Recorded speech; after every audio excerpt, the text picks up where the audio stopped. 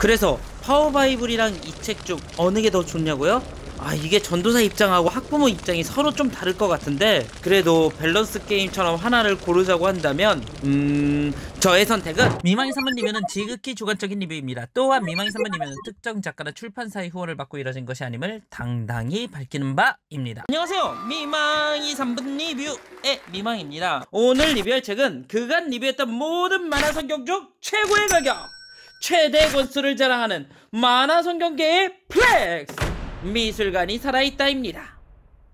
리뷰에 관한 자세한 이야기는 아래의 블로그를 참조해주세요. 그림에 관한 평가입니다. 이 책 2009년에 나왔다고 하지만 묘하게 2000년대 초 교육 만화의 느낌이 납니다. 분명 몇몇 장면은 작화가 좋기는 하지만 책 중간중간에 삽입되어 있는 그라데이션 배경은 2000년대 초 교육 만화의 느낌을 주고 있습니다. 2021년을 기준으로 봤을 때에는 약간의 촌스러움이 묻어나옵니다. 재미와 쉬움에 관한 평가입니다. 솔직히 여태본 만화 성경 중 가장 재밌었습니다. 기존의 만화 성경은 성경 이야기를 만화로 재구성한 수준, 그 이상 그 이하도 아니었습니다. 그러나 이 만화는 현 시대의 초등학생들이 다양한 성경 이야기를 직간접적으로 체험하는 컨셉으로 구성되어 있습니다. 그렇기에 이 만화의 주인공들은 노아의 방주에 승선을 한다든지 이삭, 야곱 등과 같이 여행을 하는 스토리도 가지고 있습니다. 또한 한 페이지에 들어간 대부분의 컷수가 4컷, 3컷, 2컷, 1컷으로 구성되어 있기에 어린 친구들이 읽기에도 굉장히 좋습니다. 다만 구약 9권, 신약 3권, 4권, 8권은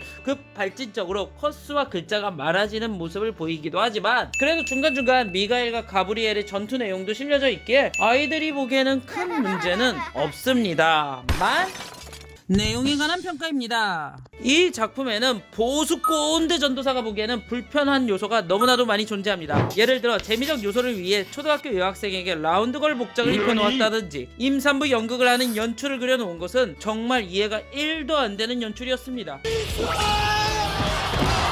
무엇보다 명화, 예술작품이라고는 하지만 아이들이 보는 작품에 굳이 이런 그림들을 소개해야 했나라는 생각을 주었습니다. 성인이 된 저도 지금이야 르네상스 미술인이 이런 것을 인정하고 여기에 있는 미적 감각을 찾으려고 하지만, 그런데 초등학생들이 과연 이런 미적 감각들을 찾을 수 있을까요? 우리 아이들의 독서 취향과 미적 감각은 이 사진 맨 오른쪽에 있는 책 하나로 충분히 증명 가능할 것 같습니다. 보는 사람에 따라 다르겠지만 내용에 관한 부분에 있어서 저는 불편 요소가 조금 많았다고 생각들었습니다. 최종 평가를 내리겠습니다. 그림입니다. 2010년대에 나온 책이지만 2000년대 초 교육 만화의 느낌이 납니다. 2점만 주도록 하겠습니다. 재미와 쉬움입니다. 역대급으로 재미있습니다. 또한 글자 수가 적어 아이들이 읽기 쉽습니다. 3점 주도록 하겠습니다. 내용입니다. 재미적 요소와 미술관 컨셉을 과하게 줄여다보니 이해 안되는 연출들이 곳곳에 있었습니다. 1점만 주도록 하겠습니다. 역대급 가격, 역대급 분량의 만화 성경이지만 오늘 미망이는 이 책에 6점만 주도록 하겠습니다.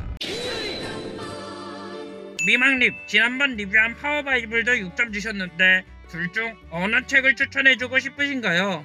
그러면 이 부분만 조금만 더 이야기하고 마칠게요. 사실 이 질문에 대한 답은 전도사 입장하고 학부모 입장에선 다르게 나올 수밖에 없어요. 미술관이 살아있다는 주로 초등학교 저학년생들이 좋아할 만한 내용이고 5, 6학년, 중학생이 되면 보지 않을 것 같아요. 그리고 성경의 내용도 제대로 담지 못하고 있는 단점도 있어요. 이에 비해 파워바이블은 재미는 덜하더라도 중학생들까지 충분히 읽을 수 있는 컨셉으로 되어 있는 만화예요. 그래서 만일 제가 전도사라면 유치부에서 초등부로 계속 올라오는 아이들을 생각해서라면 미술관이 살아있다를 구매할 것 같고, 반대로 학부모 입장이라면 아이가 계속 책을 읽을 수 있는 파워바이블을 사지 않을까 싶어요. 그래도 밸런스 게임처럼 하나를 고르라고 한다면 저의 선택은 파워바이블입니다. 아무리 아이들이 재밌어 한다고 하더라도 19만원과 11만원의 그 가격 차이는 무시 못할 것 같아요. 차라리 파워바이블을 읽히게 하고 아이들이 좋아하는 선물을 사주는 게 조금 더 이득이 있지 않을까 싶습니다. 이것으로 미망이 3번 리뷰 미술관이 살아있다를 마치도록 하겠습니다. 끝까지 봐주신 분들 감사합니다.